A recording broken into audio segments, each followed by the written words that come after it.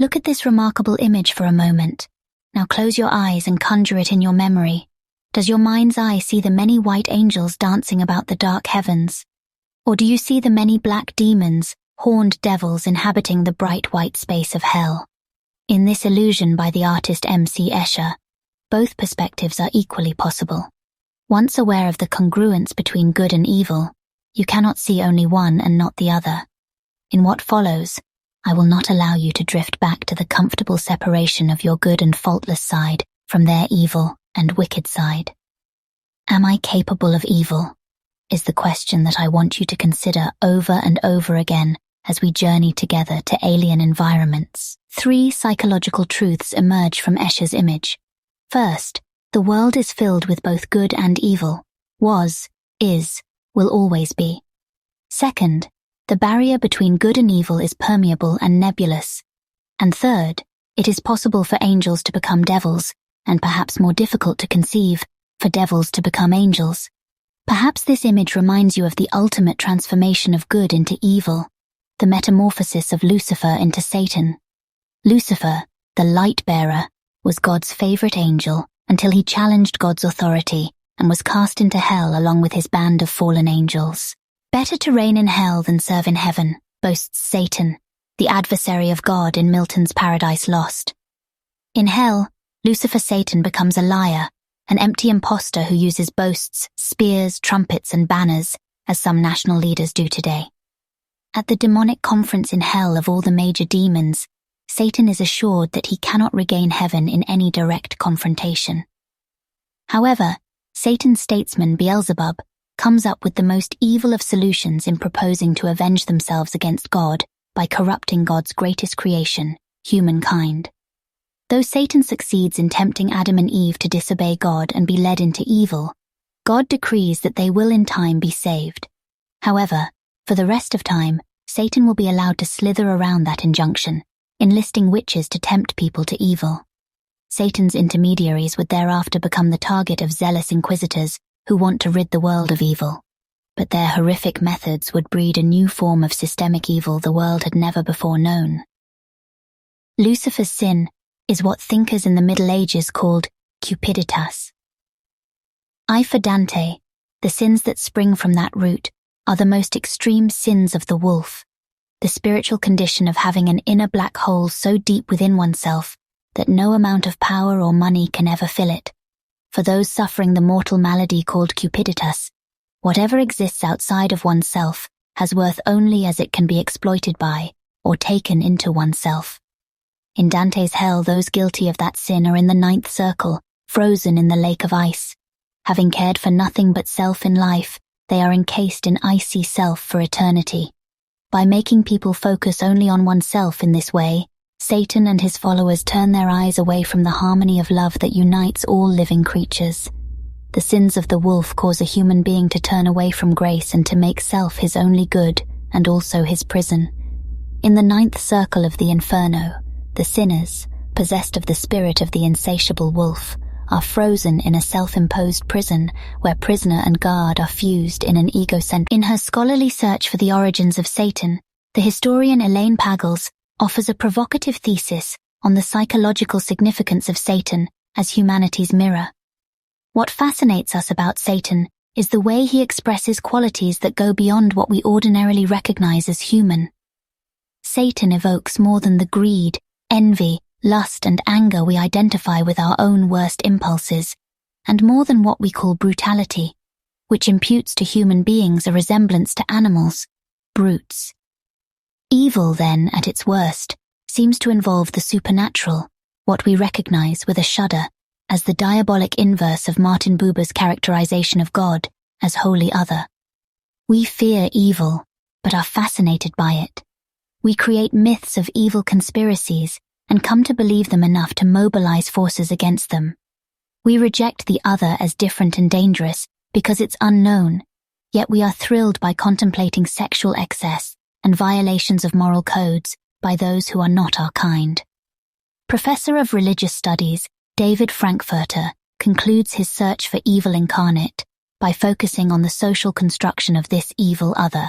The construction of the social other as cannibal, savage, demon, sorcerer, vampire, or an amalgam of them all, draws upon a consistent repertoire of symbols of inversion. The stories we tell about people out on the periphery play with their savagery, libertine customs, and monstrosity. At the same time, the combined horror and pleasure we derive from contemplating this otherness, sentiments that influence the brutality of colonists, missionaries, and armies entering the lands of those others, certainly affect us at the level of individual fantasy as well. The Lucifer effect is my attempt to understand the processes of transformation at work when good or ordinary people do bad or evil things. We will deal with the fundamental question, what makes people go wrong? But instead of resorting to a traditional religious dualism of good versus evil, of wholesome nature versus corrupting nurture, we will look at real people engaged in life's daily tasks, enmeshed in doing their jobs, surviving within an often turbulent crucible of human nature. We will seek to understand the nature of their character transformations when they are faced with powerful situational forces. Let's begin with a definition of evil. Mine is a simple, psychologically based one. Evil consists in intentionally behaving in ways that harm, abuse, demean, dehumanize or destroy innocent others, or using one's authority and systemic power to encourage or permit others to do so on your behalf. In short, it is knowing better, but doing worse. What makes human behavior work? What determines human thought and action? What makes some of us lead moral, righteous lives, while others seem to slip easily into immorality and crime? Is what we think about human nature based on the assumption that inner determinants guide us up the good paths or down the bad ones? Do we give insufficient attention to the outer determinants of our thoughts, feelings, and actions? To what extent are we creatures of the situation, of the moment, of the mob? And is there anything that anyone has ever done that you are absolutely certain you could never be compelled to do? Most of us hide behind egocentric biases that generate the illusion that we are special. These self-serving protective shields allow us to believe that each of us is above average on any test of self-integrity. Too often, we look to the stars through the thick lens of personal invulnerability when we should also look down to the slippery slope beneath our feet. Such egocentric biases are more commonly found in societies that foster independent orientations, such as Euro-American cultures, and less so in collectivist-oriented societies, such as in Asia, Africa, and the Middle East. In the course of our voyage through good and evil, I will ask you to reflect upon 3 issues. How well do you really know yourself, your strengths and weaknesses?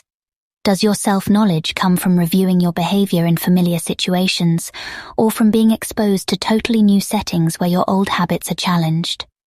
In the same vein, how well do you really know the people with whom you interact daily? Your family, friends, co-workers, and lover? One thesis of this book is that most of us know ourselves only from our limited experiences in familiar situations that involve rules, laws, policies, and pressures that constrain us. We go to school, to work, on vacation, to parties. We pay the bills and the taxes day in and year out. But what happens when we are exposed to totally new and unfamiliar settings where our habits don't suffice? You start a new job, go on your first computer match date, join a fraternity, get arrested, enlist in the military, join a cult, or volunteer for an experiment. The old you might not work as expected when the ground rules change.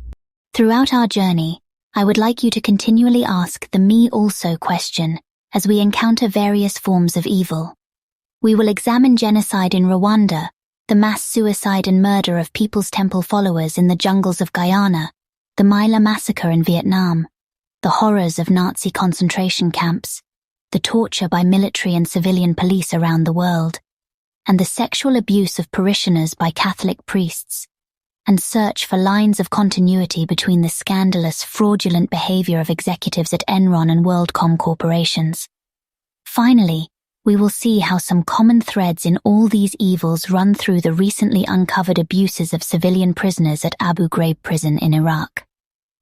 One especially significant thread tying these atrocities together will come out of a body of research in experimental social psychology, particularly a study that has come to be known as the Stanford Prison Experiment. It seems I've caught your attention if you stayed here for this long. Consider subscribing for more random content like this, or maybe you just want more of the Lucifer effect. Well, either way, do come back around time to time, and I'll continue to read to you, my lord.